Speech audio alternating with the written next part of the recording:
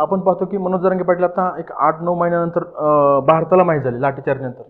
तर त्याच्या आधीचा खरा संघर्ष त्यांचा आहे, तो लोकांना माहीत नाही. शूटिंग चालू करून 1000-2000 असे लोक ताफ्याने यायला लागले. मग पाटलांना कळालं किंवा आपल्यामुळे यांना डिस्टर्ब होत आहे, तर पाटील तिथून स्वतः जे अंतरावलीचे ग्राउंड आहे तिथे गेले. माणूस छोटा आहे पण सगळं सिस्टम हलवलंय छोट्या व्यक्तीने.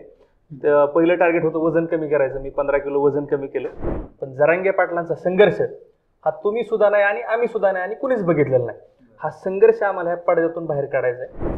तर मग मला तिथं कळालं की हा संघर्ष त्यांचा आत्ताचा नाही आणि हे यश आत्ताचं नाही, तर हे त्यांचं गेल्या 15-20 वर्षापासूनचा संघर्ष आहे. म्हणलं हे तर खूप चांगली गोष्ट आहे आपल्यासाठी. आणि एक लेखक म्हणून लगेच क्लिक झालं माझ्या मनात. प्रत्यक्षात त्यांना विचारलं की तुमचा संघर्ष मी याच्यावरती चित्रपट मला करायचा आहे आणि कथा तुम्हाला द्यावा लागेल. तर ते म्हटले मी माझ्या तोंडाने तर कधी म्हणजे माझा संघर्ष सांगणार नव्हतो. नमस्कार, लेट्सअप मराठीमध्ये आपल्या सगळ्यांचं मनपूर्वक स्वागत. मंडळी, मराठा आरक्षणासाठी झटणारे मनोज जरांगे पाटील यांचा प्रवास आपल्याला रुपेरी पडद्यावर पाहायला मिळणार आहे संघर्ष योद्धा या चित्रपटाच्या माध्यमातून. आणि 26 एप्रिलला हा चित्रपट आपल्या संपूर्ण महाराष्ट्रामध्ये रिलीज होतोय. सो या चित्रपटाची टीम, निर्माते, दिग्दर्शक, अभिनेते आणि इतर कलाकार आज सध्या आपल्या स्टुडिओमध्ये आहेत, आपल्यासोबत गप्पा मारण्यासाठी आहेत. तर मी सगळ्या कलाकारांचं या ठिकाणी मनपूर्वक स्वागत करतो. नमस्कार. तर माझ्या उजव्या बाजूला जे बसलेले आहेत ते या चित्रपटाचे दिग्दर्शक आहेत सन्माननीय शिवाजी दोलताडे. त्यानंतर निर्माते बसलेले आहेत, त्यांचं नाव आहे गोवर्धन दोलताडे. आणि माझ्या डाव्या बाजूला आहेत दरंदले मॅडम, राधाकृष्ण कराळे सर. आणि मी ज्यांची ओळख करून नाही दिली मुद्दामून, कारण ओळख करून द्यायची गरज नाही, त्यांचा पेहराव आपल्या सगळ्यांना सांगतोय. मनोज जरांगे यांची भूमिका साकारणारे रोहन पाटील आपल्यासोबत आहेत. मी आपल्या सगळ्यांचं मनपूर्वक स्वागत करतो. सर, तुमच्यापासून मी सुरुवात करतो. याआधी आपण अनेक चित्रपट दिग्दर्शित केलेले आहेत, जे रिलीज झालेले आहेत, चांगले चाललेले आहेत. पण बायोपिक आपण पहिल्यांदा करताय, काय सांगाल याबद्दल? नाही, बायोपिक करणं मी म्हणाल खूप कठीण गोष्ट आहे. आणि त्यातली त्यात आत्ताचा जो ज्वलंत चालू विषय आहे त्या विषयावरती करणं तर खूप आव्हान होतं, भयंकर आव्हान होतं. आपण पाहतो की आजपर्यंत ज्या बायोपिक बनल्या त्या 100 वर्ष 200 वर्षे पूर्वीच्या काही घटना घडल्यात, व्यक्तींचे जे काही व्यक्ती असतील त्यांच्याबद्दल झालेल्या आहेत त्या, किंवा ऐतिहासिक चित्रपट असतील ते बी 100, 200, 500 वर्षापूर्वीचे ते ऐतिहासिक सब्जेक्ट आहेत. त्याच्यात काल्पनिक गोष्टी काही ॲड केल्या जातात. पण हा एकमेव विषय असा आहे याच्यात 1% आम्हाला काल्पनिक काही टाकता आलेलं नाही किंवा टाकता येऊ शकत नव्हतं. कारण हा विषय सर्वांना माहीत आहे आणि त्याच्यात 1% काल्पनिक टाकणं शक्य नव्हतं. पूर्ण जरांगे पाटलांचा संघर्ष दाखवला आहे याच्यामध्ये. आपण पाहतो की मनोज जरांगे पाटील आता एक 8-9 महिन्यानंतर भारताला माहीत झाले लाठीचार्जनंतर. तर त्याच्या आधीचा खरा संघर्ष त्यांचा आहे, तो लोकांना माहीत नाही. तो संघर्ष त्यातून एकदम रिअल दाखवलेला आहे. त्यात कुठेही काल्पनिक गोष्टी दाखवण्याचा प्रयत्न केलेला नाही. जसे की लोकेशन असतील पिक्चरचे, आपण बघतो की बायोपिक असेल तर सेट उभे केले जातात मोठे मोठे किंवा अदर लोकेशनला शूटिंग केलं जातं. तर आम्ही तसं केलेलं नाही. त्याचं चित्रीकरण जे आहे ते आम्ही रिअल लोकेशनला शूटिंग केलेलं आहे पूर्ण. जसं की जरांगे पाटलांचं घर असेल ते घर आम्ही ओरिजिनल दाखवलं आहे. उपोषण स्थळ असेल ते ओरिजिनल दाखवले, किंवा आणखी बाकीचे त्यांचे उपोषण स्थळ असतील, आंदोलनाचे ठिकाण असतील किंवा वेगवेगळे लोकेशन असतील ते सर्व आम्ही ओरिजिनल दाखवले आहेत. आम्ही असं ऐकलंय की उपोषण सुरू असताना आपण तिथे शूटिंग केलेलं आहे. तर मग त्यावेळेस काय चॅलेंजेस होते? कारण खूप गर्दी असायची, इतके लोक तिकडे असायचे, तर कसं आपण मॅनेज केलं सगळं? त्या गर्दी तर असायची. उपोषण सुटलेलं होतं पाटलांचं, उपोषण सुटलेलं होतं, पाटील तिथं बसायचे. पण शूटिंगच्या पहिल्या दिवशी काय केलं, तिथं शेजारचे घर आहे, एक छोटी मुलगी आहे काव्य म्हणून, तिच्या घरी ते असतात किंवा तिथं ते असतात शेजारी, स्टेजला चिटकूनच घर आहे तिथं असतात. मग शूटिंगच्या दिवशी पाटील त्या घरी बसले. मग पाटलांना भेटायला खूप लोक यायला लागली. शूटिंग चालू करून 1000-2000 असे लोक ताफ्याने यायला लागले. मग पाटलांना कळालं किंवा आपल्यामुळे यांना डिस्टर्ब होत आहे, तर पाटील तिथून स्वतः जे अंतरावलीचे ग्राउंड आहे तिथे गेले. म्हणजे पाटलांनी खूप सहकार्य केलं, त्या गावकऱ्यांनी आम्हाला खूप सहकार्य केलं. रोहन पाटील आपल्यासोबत आहेत, अभिनेते, ज्यांनी हे शिवधनुष्य उचललेलं आहे, पेललेलं आहे. मनोज जरांगे पाटील यांची भूमिका ते साकारतायत. एक अभिनेता म्हणून आपल्याला जेव्हा कळतं की आपण ही भूमिका साकारतोय, तर तुम्हाला जेव्हा पहिल्यांदा कळलं की आपण मनोज जरांगे पाटील यांची भूमिका साकारतोय, काय फिलिंग होतं, काय भावना होत्या? सर्व अहिल्यानगरकरांना माझा मानाचा जय शिवराय. मी अभिनेता रोहन पाटील.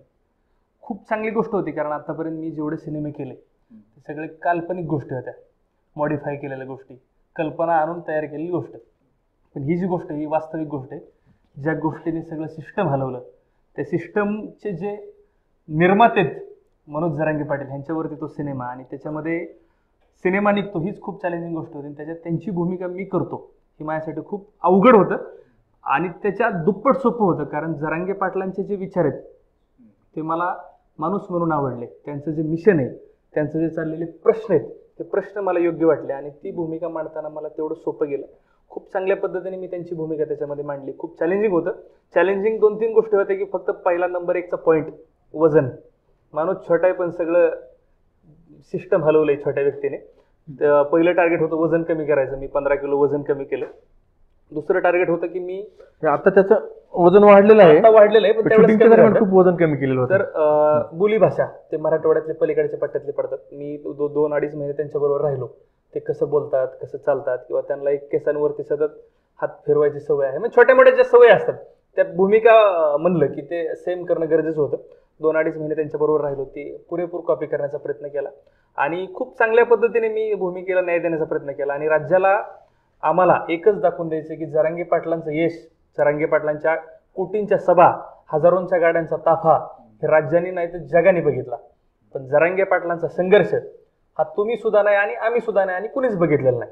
हा संघर्ष आम्हाला ह्या पडद्यातून बाहेर काढायचा आहे आणि तो संघर्ष त्यांच्या रूपी मला तो राज्याला दाखवण्याची संधी मिळते, ती भूमिका मला करण्याची संधी मिळते. खूप चांगल्या पद्धतीने भूमिका पार पडली. ह्यातलं आमचं एक गाणं लॉन्च झालं, उदाळीन जीव, अजय गोगावले यांच्या आवाजामध्ये बनलेलं गाणं आहे. ते गाणं लॉन्च झाल्यानंतर दुसऱ्या दिवशी 2 नंबरला ट्रेंडिंगला आलं भारतामध्ये. म्हणजे आपली भूमिका ही राज्याला आवडली. ज्या कमेंट वाचल्या मी, त्या कमेंट 2-3 हजार कमेंट एका दिवसात आल्या. त्याच्यातल्या 2ही निगेटिव्ह कमेंट नव्हत्या. म्हणजे आपण जी भूमिका पार पाडली ही योग्य वाटली. म्हणजे फर्स्ट इम्प्रेशन राज्याच्या भेटीला आलं आणि त्याला लोक चांगलं म्हणली.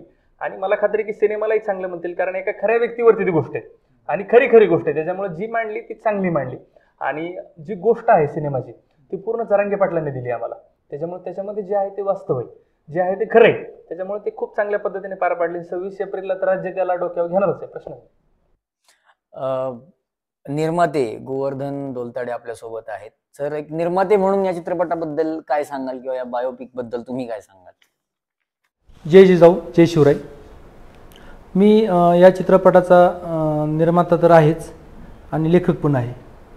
त्यामुळे काय आहे की निर्माता होण्यापेक्षा निर्माता म्हणजे मला वाटलं त्यांच्यावरती काहीतरी चित्रपट करावा म्हणून मी त्या ठिकाणी निर्माता झालो. परंतु लेखक या चित्रपटाचं लिखाण करताना खूप काही गोष्टी त्याच्यात आम्हाला म्हणजे आव्हानात्मक होत्या. कारण जरांगे पाटलांना गेली 6-7 महिन्यापासून, म्हणजे आम्ही पण खरं सांगतोय की आम्ही पण 7-8 महिन्यापासूनच त्यांना ओळखायला लागलो. आणि एका चित्रपटाच्या प्रमोशनसाठी आम्ही ज्यावेळेस संभाजीनगरला गेलो, आम्हाला समजलं की अशा ठिकाणी लाठीचार्ज झाला आहे, पत्रकार सगळे तिकडेत. आम्ही पत्रकारांना भेटायसाठी तिथं गेलो, पण तिथं जात असताना त्या व्यक्तीबद्दल की काय घडलं नेमकं हे आम्ही संभाजीनगर ते आंतरवली ह्या रोडमधला सगळा जो काही चाललेला काही म्हणजे घटना चालल्या होत्या किंवा काही लोकांचं जी काही पळापळी असेल किंवा लोकांची चर्चा, हे सगळं ऐकत गेलो, पाहत गेलो. आणि मग असा विचार केला की नाही, ही व्यक्ती काहीतरी महान व्यक्ती आहे. कारण राज्यात एक लाठीचार्ज होतो आणि छोट्याशा गावात, आणि त्याचा म्हणजे पडसाद राज्यच नव्हे तर देशामध्ये उमटायला लागले. तर आम्ही तिथपर्यंत पोहोचलो. तिथे गेल्यानंतर समजलं की ही आंतरवली आहे, छोटंसं गाव आहे. तिथे गेल्यानंतर पाटील ते उपोषण स्थळाच्या तिथं बसलेले होते.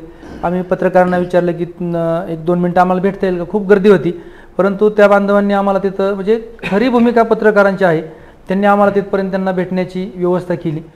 आमच्या अंगावर त्यावेळेस त्या चित्रपटाचे टी-शर्ट होते. पाटलांकडे गेलो. पाटील म्हणले, अरे मला म्हणजे त्यांना असं वाटलं की आम्ही एक चित्रपट बनवणारी कंपनी आहे आणि एक पाटलांना पाठिंबा द्यायला आलो आहोत. तर मग गेल्यानंतर आमची ओळख वगैरे झाली, असं आहे. ते म्हणले ठीक आहे, तुम्ही आम्हाला पाठिंबा द्यायला आलात.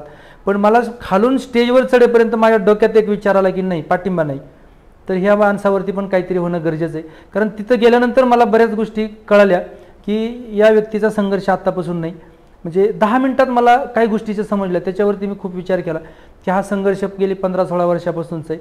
तर मी विचारलं की पाटील आज राज्यात नाही देशात एवढं त्यांचं नाव चाललंय, एवढं सगळं प्रसिद्ध झाले, तर मग हे अगोदर कुठं होते. तर मग मला तिथं कळालं की हा संघर्ष त्यांचा आत्ताचा नाही आणि हे यश आत्ताचं नाही. तर हे त्यांचं गेल्या 15-20 वर्षापासूनचा संघर्ष आहे. आणि म्हणलं हे तर खूप चांगली गोष्ट आहे आपल्यासाठी. आणि एक लेखक म्हणून लगेच क्लिक झालं माझ्या मनात की नाही, आपण ह्या गोष्टीवरती काहीतरी केलं पाहिजे.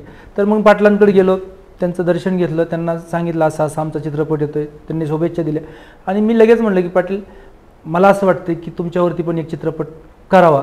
आणि ते म्हणले ठीक आहे. पण म्हटलं आता तुमचा इतिहास मला माहीत नाही. मी यूट्यूब सर्च केलं तर तेवढ्या वेळात संभाजीनगर ते बरंच यूट्यूबला यायला लागलं. पण यूट्यूबच्या काही गोष्टी कसं सगळंच म्हणजे खरं आहे किंवा काही, कारण त्यांचा संघर्ष आत्ताच आहे आणि ते आपण काल्पनिक जर काय असेल तर ते चुकीचं जाईल. म्हणून मी ते प्रत्यक्षात त्यांना विचारलं की तुमचा संघर्ष, मी याच्यावरती चित्रपट मला करायचा आहे आणि कथा तुम्हाला द्यावा लागेल. तर ते म्हटले मी माझ्या तोंडाने तर कधी म्हणजे माझा संघर्ष सांगणार नव्हतो, परंतु तुम्ही चित्रपट बनवताय तर कुठंतरी समाजापर्यंत तो तुम्ही चांगल्या पद्धतीने पोहोचवताय तर मी तुम्हाला सांगेल. परंतु मला काही त्यात इंटरेस्ट नाही की माझा संघर्ष समाजापर्यंत जावा. मी फक्त समाजासाठी लढतोय, माझं एवढंच कार्य आहे. आणि मी मोठं व्हावं हे, कारण त्या व्यक्तीला मोठं व्हावं ही अजिबात अपेक्षा नाही. म्हणजे निस्वार्थी व्यक्ती, कारण त्यांचा संघर्ष पण इतका प्रामाणिक आहे. त्यांना कुठला आधार नाही, कुठला बेस नाही, कुठला कुणाचा सपोर्ट नाही. आणि हे सगळं नसताना एका मिनिटात, एका तासात ते हजारोंची नाही लाखोंची गर्दी करू शकतात. आणि 2 दिवसाचा जर त्यांना वेळ असेल तर करोडो लोक ते जमा करू शकतात. एवढी ताकद त्यांच्यात आहे. आणि ते म्हणजे ठीक आहे, काय अडचण नाही, मग आमचं ठरलं. तर मग मला वेळ कशाला घालवायचा. आम्ही 2 मिनिटात तिथं आमचं टायटल डिसिजन फायनल केलं, नारळ फोडला आणि तिथून आम्ही सुरुवात केली. म्हणजे उपोषणाच्या लाठीचार्जच्या दुसऱ्या दिवशी या चित्रपटाचा आम्ही नारळ फोडला. आणि खूप चांगलं वाटते आता की हा चित्रपट आम्ही एवढ्या लवकर, एवढ्या कालावधीमध्ये पूर्णत्वाकडे नेला. त्यात सगळ्यांची मेहनत खूप आहे. डिरेक्टर असतील, ॲक्टर रोहन पाटील असतील, इतर त्यांच्याबरोबर आणखी खूप कलाकार आहेत, त्यांच्या पण सगळ्यांच्या मेहनती असतील. त्या गावकऱ्यांचे पण खूप उपकार आहेत, कारण कुठलाही आमच्या चित्रपटाच्या चित्रीकरणादरम्यान किंवा कधीही कुठला चुकीचा काही प्रकार घडला नाही. आम्हाला कोणी चुकीचं काही मार्गदर्शन केलं नाही. आम्हाला खूप सहकार्य झालं. म्हणजे राज्यातून आत्ता सहकार्य होते. साखळी पद्धतीने त्यांनी उपोषणं करायची जी एक सवय झाली सगळ्यांना, जरांगे पाटलांना पाठिंबा म्हणून प्रत्येक गावागावात उपोषणं झाली, प्रत्येक गावागावात साखळी पद्धतीने आंदोलनं झाली. आणि त्याच साखळी पद्धतीने चित्रपटाला सुद्धा लोक सपोर्ट करतात. म्हणजे आम्हाला जसं जरांगे पाटलांना 6ची सभा रात्री 2ला घ्यावं लागायची, तसं आमचं पण झालं. 6च्या जागेवर आम्ही 12ला 1ला पोहोचतोय, कारण तेवढे लोक प्रेम करतात, तेवढे लोक अडवत आहेत. जरांगे पाटील म्हणून रोहन पाटलांना पण त्या गोष्टीला म्हणजे त्यांनी स्वीकारले समाजाने. आणि हा चित्रपट मगाशी जसं रोहन पाटलांनी सांगितलं की हा चित्रपट आता आम्ही बनवण्यापर्यंत आम्ही काम केलं की जसं एखादं पाखरू घरट्यात जन्म घेतं आणि त्याला जोपर्यंत उडायला जमत नाही, तोपर्यंत त्याला स्वतःला चारा म्हणजे जमा करायला जमत नाही, तोपर्यंत त्याला लक्ष दिलं जातं. तशाच पद्धतीने आम्ही हा चित्रपट बनवण्याचं काम केलं आहे. परंतु हा चित्रपट पूर्ण समाजाने हातात घेतलेला आहे आता. त्याच्यामुळे ह्या चित्रपटाचं प्रमोशन असेल किंवा बाकीच्या काही ॲक्टिव्हिटीज असतील ती सगळ्या जे त्याच्यात जाईन, जिल्ह्यात जाऊ, तालुक्यात जाऊ, खेड्यात जाऊ, सगळं त्या ठिकाणी ते लोक स्वीकार करतात. आणि सगळ्यात महत्त्वाची गोष्ट, हा चित्रपट जरांगे पाटलांचा जरी असला तरी त्यांनी मराठा आरक्षणासाठी लढा उभा केला. आणि का लढा वाटलं हे काही गोष्टी त्यांना अनुभव खूप आले आणि त्यांनी त्या ठिकाणी लढा चालू केला. परंतु त्यांचा लढा किंवा त्यांचा आदर्श घेऊन प्रत्येक व्यक्तीने आपल्या समाज असेल, आपल्या काही स्थिती असेल, आपली कुठलीही गोष्ट, शिक्षण असेल, राजकारण असेल, समाजकारण असेल, तशा पद्धतीने जर लढा दिला, जरांगे पाटलांना आदर्श ठेवून, तर त्या ठिकाणी प्रत्येक व्यक्ती सक्सेस होईल असा हा चित्रपट सांगते. कारण त्यांचा लढा खूप महत्त्वाचा आहे. त्यामुळे हा चित्रपट पण तितकाच महत्त्वाचा आहे समाजात. आणि हा चित्रपट एकट्या जरांगे पाटलांचा नाही, एकट्या आमचा नाही, तर हा राज्यातील सगळ्या बहुजन समाजाचा हा चित्रपट आहे. असा समजून सगळ्यांनी हा चित्रपट बघावा असं मी एक निर्माता म्हणून आणि एक लेखक म्हणून राज्यातील तमाम जनतेला मी आव्हान करतोय. 26 एप्रिलला हा चित्रपट प्रदर्शित होतोय, तर नक्कीच पाहतील असं आम्हाला वाटते. मला एक सांगा की आता तुम्ही जसं म्हणालात की जरांगे पाटील आता आरक्षणाच्या मुळे आपल्या सगळ्यांना माहिती झाली, तुम्हालाही आधी त्यांच्याबद्दल जास्त काही माहिती नव्हती. पण मग चित्रपट जेव्हा आपण पाहणार आहोत, आम्ही सगळे पाहणार आहोत, तर आरक्षणाआधीचे म्हणजे सुरुवातीपासूनचे जरांगे पाटील आम्हाला पाहायला मिळणार आहेत का त्या? हो, सुरुवातीपासून म्हणजे त्यांचं जी काही फ्लॅशबॅक पण आम्ही दाखवतोय, कारण ते दाखवणं खूप महत्त्वाचं आहे. कारण जरांगे पाटलांना आत्ता आपण सगळीच ओळखतोय, आपणच नाही जग ओळखायला लागलं त्यांना. परंतु हे एवढी मोठी ओळख निर्माण करण्यासाठी, एवढं मोठं काम करण्यासाठी त्यांनी किती भयानक संघर्ष केलाय. तो प्रवास आहे भयानक. म्हणजे तो चित्रीकरण करताना सुद्धा आम्ही तिथं सेटवरती पण आम्ही कधी कधी रडायचो की अरे काय प्रवास आहे हा. आणि आपण पण पाहतोय, म्हणजे मी त्यांचे अनुभव एवढे अनुभव आहेत की म्हणजे एक चित्रपट नाही पण फार एखादी सिरियल होईल मोठी, एवढा त्यांचा प्रवास आहे. कारण त्यांचे अनुभव प्रत्येक व्यक्तीला त्यांचा लढा जे आहे हा आता मध्यंतरीच आम्ही तिथे एक ठिकाणी होतो, म्हणजे त्यांच्याकडेच होतो. कित्येक शिक्षक आलते राज्यातून शिक्षकांचा प्रश्न घेऊन. मग त्या शिक्षकांमध्ये काही फक्त एकाच समाजाचे शिक्षक नव्हते, सगळ्या समाजाचे शिक्षक होते. त्यांनी तो प्रश्न सोडवण्याचं काम त्या ठिकाणी केलं. कुणीही माणूस, मी तर राज्यातल्या तमाम जनतेला सांगतोय, तमाम एक एक व्यक्तीला सांगतोय की तुम्हाला कुठलीही अडचण असेल, कुठलीही अडचण असू द्या राज्यातली, ती अडचण घेऊन जर जरांगे पाटलांपर्यंत गेलं तर ती अडचण 100% सुटली म्हणून समजायचं. तुम्ही घरातून निघताना मी आव्हान करतोय राज्यातल्या जनतेला, कुठलाही प्रश्न असू द्या तुमचा, तो प्रश्न जिथं तुमचा सुटला नाही 10 वर्षापासून प्रयत्न करून, तो प्रश्न जरांगे पाटलांपाशी 10 सेकंदात सुटलेला असेल. आणि तिथं मी जरांगे पाटील एकाच समाजासाठी काम करतायत हे चुकीचं आहे. जरांगे पाटील हे सगळ्यांसाठी काम करतात. तुम्ही अनुभव घ्या, त्यांच्यापाशी जा आणि तुम्ही त्याच वेळेस समाजाला एक अनुभव येईल जरांगे पाटील काय आहेत. मी तर शेवटी एक सांगेल की जरांगे पाटील हे माणूस नसून ते सगळ्यांसाठी आज देव म्हणून आहेत. आणि देवानेच कुठला तरी अवतार त्यांच्या शरीरात घेतलेला आहे. कारण कधीतरी 300-400 वर्षानंतर जर पृथ्वीवर काहीतरी चांगलं घडणार असेल तर देव कुठंतरी अशा सर्वसाधारण माणसाच्या शरीरात अवतार घेत असतो. आणि 100% तसाच एक देवरूपी माणूस हे जरांगे पाटील माझ्यासाठीच नाही तर संपूर्ण राज्यासाठी आहे. तर कोणाला जर बघायचं असेल तर नक्की तुम्ही परीक्षा घेऊ शकतात, हे पण मी संपूर्ण राज्याला सांगतोय. नक्कीच. आणि या चित्रपटात इतरही अजून कलाकार आहेत जे आपल्यासोबत आहेत. दरंदले मॅडम आपल्यासोबत आहेत. मी त्यांना विचारणार आहे की आपली काय भूमिका आहे या चित्रपटामध्ये. सर्वप्रथम समस्त अहिल्यानगरकरांना माझा जय शिवराय जय शंभूराजे नमस्कार. मी राणी माधव दरंदले. चित्रपटामध्ये माझी अगदी छोटीशी भूमिका आहे. त्यामध्ये मी मनोज जरांगे पाटलांचा इंटरव्ह्यू मुलाखत घेण्याचं काम केलं. त्यामध्ये माझी एक शिक्षकीची भूमिका आहे आणि एक PhD करण्यासाठी आम्ही त्यांच्या घरी गेलेलो आहोत. आणि एक मला असं सांगायचं की मनोज जरांगे पाटील आता एक आपण असं म्हणतो की एक सामान्य माणूस आणि असामान्य कर्तृत्व जेव्हा करतो ना, तो संपूर्ण संघर्ष या चित्रपटामध्ये आहे. आणि आता तर आपण असं बघतो की मराठा समाजाला 10वीचे 12वीचे विद्यार्थी असतात, त्यांना 90% मार्क्स मिळून सुद्धा त्यांना इंजिनिअरिंग असेल, डॉक्टर असेल यासारख्या ठिकाणी ऍडमिशन्स मिळत नाही. मग का तर फक्त ओपन जनरल मधून आपण कॅटेगरीतून ऍडमिशन घेतोय म्हणून मिळत नाही. मग हा सगळा संघर्ष ज्यावेळेस त्यांच्या लक्षात आला तर त्यांनी केलेली उपोषण असतील, म्हणजे फक्त मराठा आरक्षणच नाही तर त्यांना आम्ही प्रश्न विचारताना अगदी कोपडी लढ्यापासून त्यांनी त्याच्यामध्ये भाग घेतलेला होता. आणि ह्या सगळ्या गोष्टी त्याच्यामध्ये आहेत. आणि मला असं वाटतं की भविष्यात सुद्धा तुम्ही आता आपल्याला मनोज जरांगे पाटील आणि मराठा आरक्षण यावरती सुद्धा आपल्याला PhD करण्यासाठी सुद्धा भविष्यात विद्यार्थी या विषयावरती PhD करू शकतात. आणि असं वाटतं की म्हणजे एखादा माणूस एखाद्या विकासाच्या दिशेने एखाद्या माणसाने जर 100 पावलं टाकली तर तो एकटा माणूस नाही काही करू शकत, परंतु 100 माणसानं मिळून विकासाच्या दिशेने एक पाऊल टाकलं तर ते नक्कीच प्रगतीसाठी किंवा विकासासाठी सार्थक ठरेल असं मला वाटतं. आणि हा मनोज जरांगे पाटलांचा सिनेमा मला असं वाटतं की एक विनंती आहे की सगळ्यांनी हा सिनेमा बघावा. म्हणजे फक्त एक मराठा बंधू भगिनींनीच हा सिनेमा पाहावात असं काही नाही. एक संघर्ष योद्धा म्हणून किंवा एक संघर्ष काय असतो आणि एक माणूस काय करू शकतो या चित्रपटातून आपल्याला नक्की पाहायला मिळेल. राधाकृष्ण कराळे आपल्यासोबत आहेत. सर, आपली काय भूमिका या चित्रपटामध्ये. प्रथमतः नगरकरांना माझा नमस्कार, जय शिवराय. मी शेंडी पोखरुडीचा कलाकार, एक छोटासा आणि नगरचाच कलाकार म्हणता येईल. तर या चित्रपटामध्ये मुळात म्हणजे माझी भूमिका किती मोठी किंवा किती छोटी आहे त्याला महत्त्व नसून माझ्या मते तरी या चित्रपटात मी काम करतोय हेच माझ्यासाठी खूप मोठं आहे.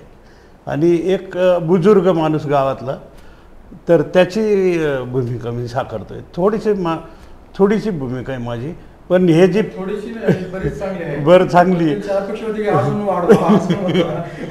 मग मगाशी मी तेच सांगितलं ना की मुळात काय माहिती सर, पिक्चर आहे सिरियल तयार झाली असती तर मग तुमचा मोठा रोल राहिला असता. नक्की आमच्यासारख्या छोट्या कलाकारांना मनोज जरांगे पाटील यांच्या म्हणजे संघर्ष योद्धे या चित्रपटामध्ये काम करायला मिळतं, हे आमचं परम भाग्य आहे. म्हणजे ती भूमिका छोटी असो किंवा कशी असो. नाही, पण मुलाखत घेणे सुरू करण्याआधी आपण चर्चा करत होतो तेव्हा तुम्ही सांगितलं की सर आजारी पडले होते, बरोबर. संघर्ष योद्धासारखा सिनेमा करताना महिनाभर 6 महिने शूटिंग केलं पाहिजे, माणूस मध्येच आजारी पडला, तुम्ही विचारलं नाही का असं? नाही, ते पण सांगतो शॉर्टकटमध्ये. आबा, रोहन पाटील, शिवाजी, माझे 23-24 वर्षापासूनचे आमचे एकत्र संबंध आहे. खूप असे घरगुती म्हणजे फॅमिली रिलेशन आहेत आमचे. तर आमचं सगळं दररोज त्या विषयावर बोलणं व्हायचं, म्हणजे कसं केलं पाहिजे. आबा बोलायचे, कधी शिवाजी बोलायचे. तर ते करत असताना माझ्या रोलबद्दल चर्चा झाली. तर ते काय म्हणले, मी म्हणलं मला पुढारी विडारी द्या एखादं. तर शिवाजी सर म्हणले दादा मग पुढारी करूच तर आहे ना एक गावातला पण एक वयस्कर रोल दाखवू तर दाढी बिडी वाढव म्हणले म्हणजे आपल्याला कुठेतरी ते फिरत असलेला दाखवता येईल नाना तो म्हणजे कधी पारावर तर त्यांची कधी इच्छा होती पुढारी व्हायची पण आज नगरमध्ये आम्ही आलो प्रेससाठी वगैरे ते पुढारीच कपडे घालून फिरतात. मग आता- ती तरी इच्छा असली तरी पूर्ण होण्याची. आता इलेक्शन पिरियड आहे ना पांढरी घालायला पाहिजे. मी तुम्हाला विचारणार होतो खरं तर त्याच्यासाठी आहे काय नाही त्यासाठी काही ते उभा नाही राहणार आहे आता. त्यासाठी नाही. पण मला एवढं म्हणायचं सर का मी जेव्हा 2च दिवस गेलो शूटिंगला मी आजारी पडलो त्याच्यामुळे माझा रोल कट झाला थोडक्यात पुढचा नाही तर अजून भरपूर असतं माझं नाही काम. आमचं चित्रपटच उपोषणाच्या जास्त हे आहे ना त्यामुळे त्यांना बी आम्ही उपाशी ठेवायचो. म्हणजे आमच्याकडे येणारा प्रत्येक माणूस जो त्या कॅरेक्टरमध्ये होता त्यांना आम्ही ॲक्च्युली नियमावलीच होती आमची की तुम्ही ते एक्सप्रेशन पोटभर खाऊन गेलं तर किती बी त्यांनी हे केलं तरी ते चेहऱ्यावर दिसून येत नाही मग त्यांचं सकाळपासून खाणं बंद. नाही पण जसं ते म्हणाले की या चित्रपटाचा भाग होणं पण माझ्यासाठी खूप भाग्याचं होतं कारण हो भाग्याचं होतं आणि मनोज जरांगे पाटलाच्या बाबतीत मी जेव्हापासून त्यांना बघायला लागलो ते लाठीचार्ज नंतरच सगळ्याला कळले ते जेव्हा बघायला लागलं ना तेव्हा असं वाटायला लागलं का एवढा उत्कृष्ट म्हणजे संघटक म्हणजे पूर्वी कधी 400 वर्ष महाराज आपले छत्रपती शिवाजी महाराजांनी जे संघटन मानलं सगळ्या जाती धर्माला घेऊन तसं आत्ता पण जरांगे पाटील सगळ्या जाती धर्माला घेतात. असं नाही का मराठाच जात फक्त घेऊन चाललेत ते सगळ्या जाती धर्माला घेऊन त्यांनी संघटन बांधलं म्हणजे एवढं त्यांचं ग्रेट कार्य आहे. आणि दुसरी गोष्ट मला हे म्हणायचं आहे का असा निस्वार्थी माणूस म्हणजे ज्याला पैशाचा लोभ नाही आहे आणि ज्याला प्रसिद्धीचा लोभ नाही ज्या दोन्ही गोष्टी त्यांच्यामध्ये आहेत अशा व्यक्ती मला तरी वाटतं सापडणार नाही आत्ताच्या काळात. कारण प्रत्येकाला आवाज असतो तो प्रसिद्धीचा त्याच्यानंतर पैशाचा त्याच्यामुळं त्यातून हे एकदम अलिप्त आहेत. म्हणजे मला असं वाटलं होतं जरांगे पाटील आता थोडं 1.5 कोटी लोक काय सभा झाली हे झालं ते झालं आता जरांगे पाटील थोडे आता आपण जसं जनरली हवेत जातो सामान्य माणूस तसं काहीतरी आलं असेल त्यांच्यात. पण ज्या दिवशी मुंबईवरून हे सगळे मोर्चा संपून माग आले त्याच्या दुसऱ्या दिवशी माझं शूट लागलेलं होतं.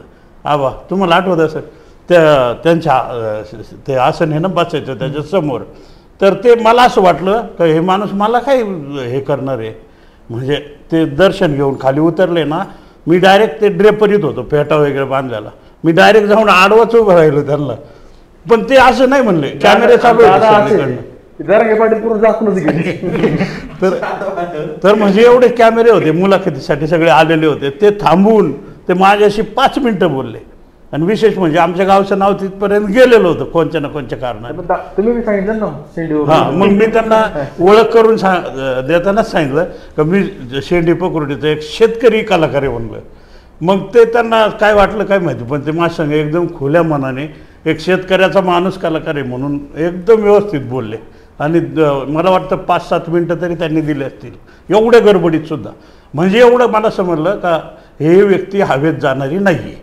तो पैसा त्यांना खूप मिळो नाही तर प्रसिद्धी मिळो ते कधी कधी बोलून जातात का एकदा हे मिटलं ना आरक्षणचं तर मी तिकडं डोंगरात जातो बाबा संन्यास घेतो माझ्यासारखं त्यांचं बोलणं आहे असं एकदम मोकळं नाही का. या चित्रपटात संदीप पाठक सागर कारंडे मोहन जोशी यासारखे दिग्गज कलाकार आहेत त्यांच्या भूमिकांबद्दल थोडक्यात काय सांगाल मोहन जोशी किंवा संदीप पाठक यांच्या. मोहन जोशी यांनी जरांगे पाटलांच्या वडिलाची भूमिका केलेली आहे. त्या कॅरेक्टरसाठी आमचं बरंचसं सर्चिंग चालू होतं कारण त्यांच्या वडिलांच्या एजचं कॅरेक्टर दिसणं आणि त्या टाईप थोडं मिळतं जुळतं पाहिजे आमचं चालू होतं. मोहन जोशींचं नाव समोर आलं बाहेरून आम्हाला कळालं की त्यांना पॅरालाइज झालेलं आहे त्यांना 2-3 महिने झालं बोलता येत नाही आणि ते कामही करणार नाही. तरी म्हटलं फोन करून बघावे एक मी त्यांना फोन केला माझा नंबर त्यांच्याकडे होता म्हणजे बोला आमदार साहेब म्हणजे मलाच झालं का एवढ्या वर्षानंतर आम्ही फोनवरती बोललो ते डायरेक्ट बोलले की बोला आमदार साहेब. मग त्यांना सांगितलं की मी असा एक सिनेमा करतो आणि त्याच्यात तुम्हाला अशी भूमिका करायची. ते म्हटले कधी करायची तारीख सांग मला मी येतो आणि मग त्यांचं कॅरेक्टर फायनल झालं.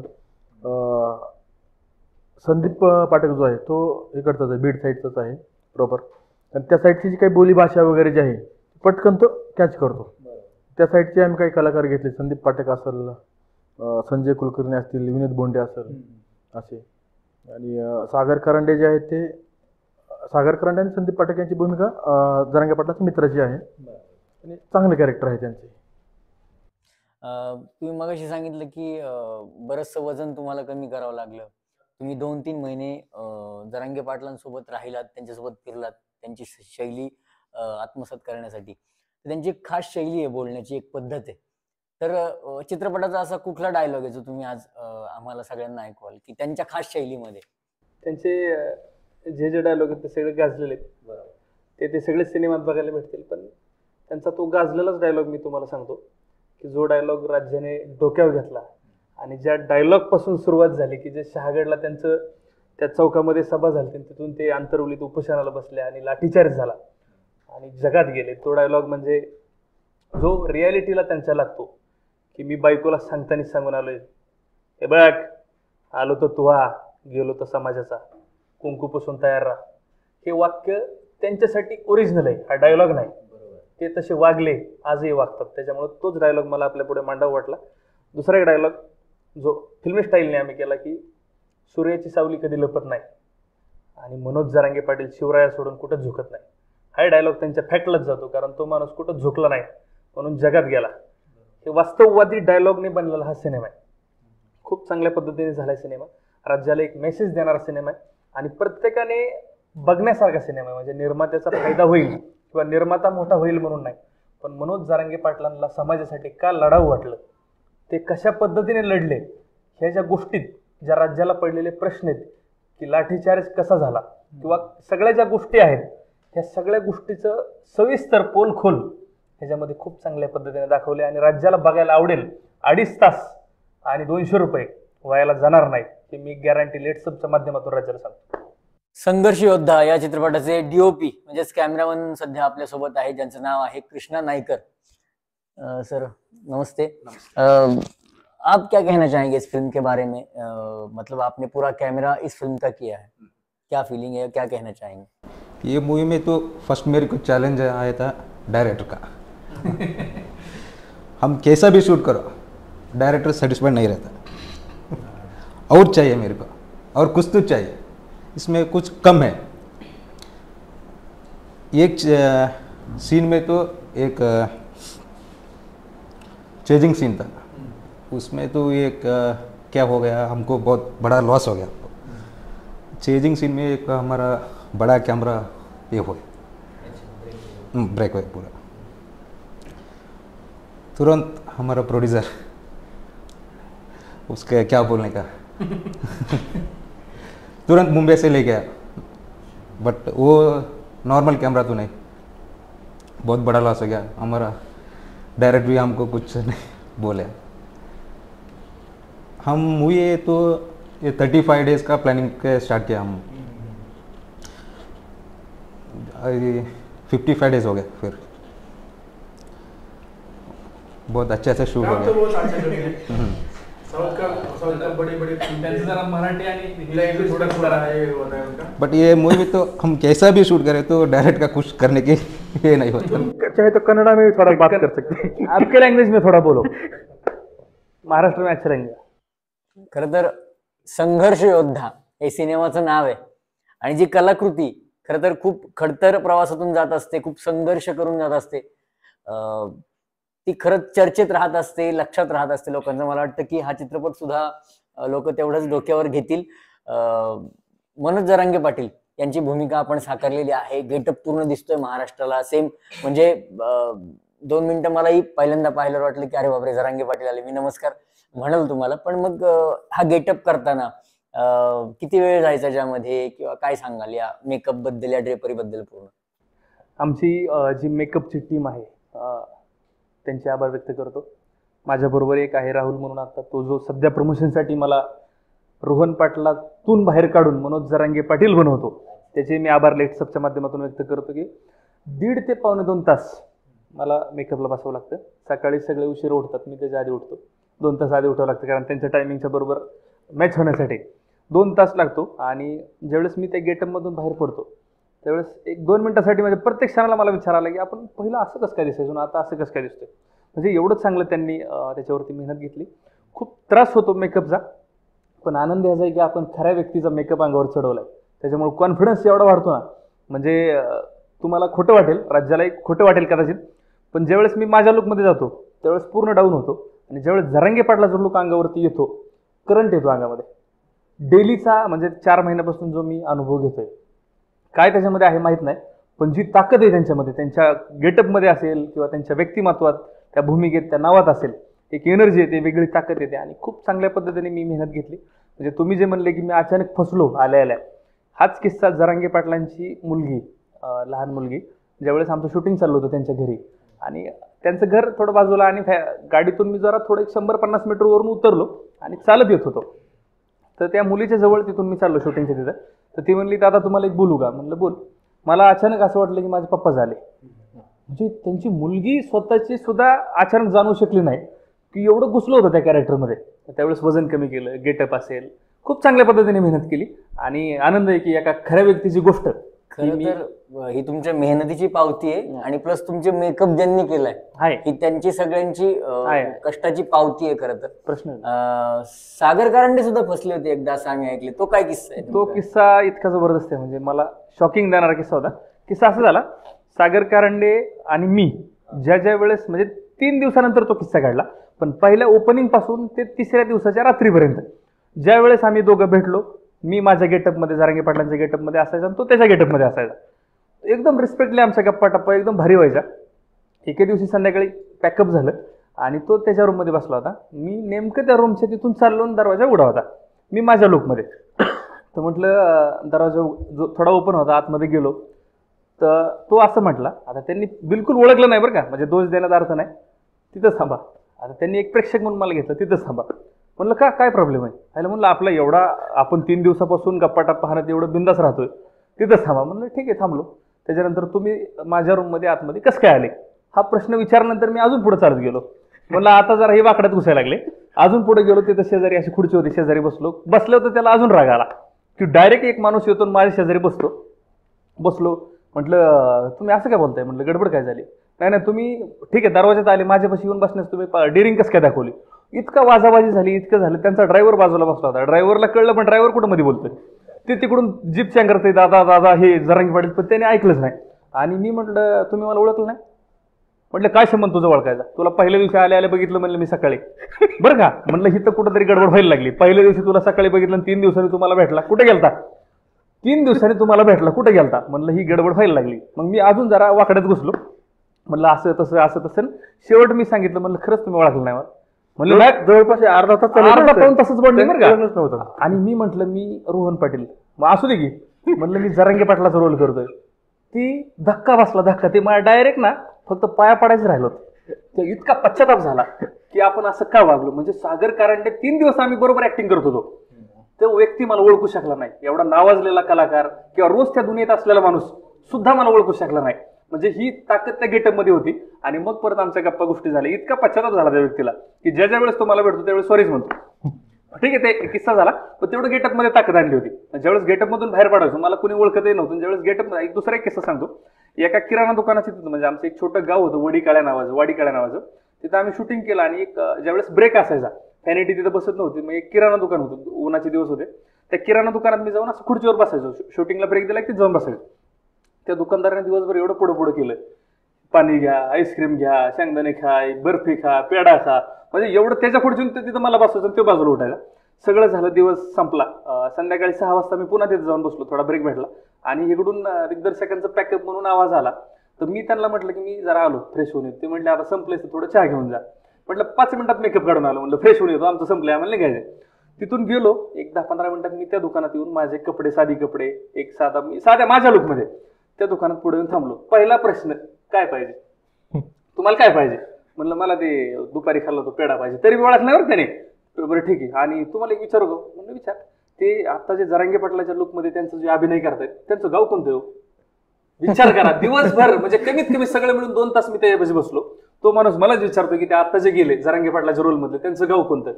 म्हणलं तुम्ही ओळखलं नाही ओळखलं. मग मी माझी ओळख सांगितली की मीच त्यांच्या भूमिकेत आहे. ते 2 मिनिटं माझ्या तोंडाकडेच बघतोय. म्हणजे बिलकुल कळत नव्हतं. मी आणि जरांगे पाटलांचा लुक पूर्ण चेंज आहे. म्हणजे बाकीच्यांनी जर पूर्वी बघितलं असेल मला तर त्यांना लक्ष देत असेल. म्हणजे हे किस्से घडले. पण आनंद वाटत होता की ज्यावेळेस भूमिकेतून बाहेर निघतो त्यावेळेस मी रिलॅक्स आहे, भूमिकेत जातो त्यावेळेस जबाबदारी. तर 26 एप्रिलला आपला 26 चित्रपट एप्रिलला, हो. महाराष्ट्रासमोर येतोय आणि असं तसं नाही, जवळजवळ 2-2.5 हजार शोने त्याचं ओपनिंग करतो. म्हणजे इतिहासामध्ये चित्रपट सृष्टीच्या.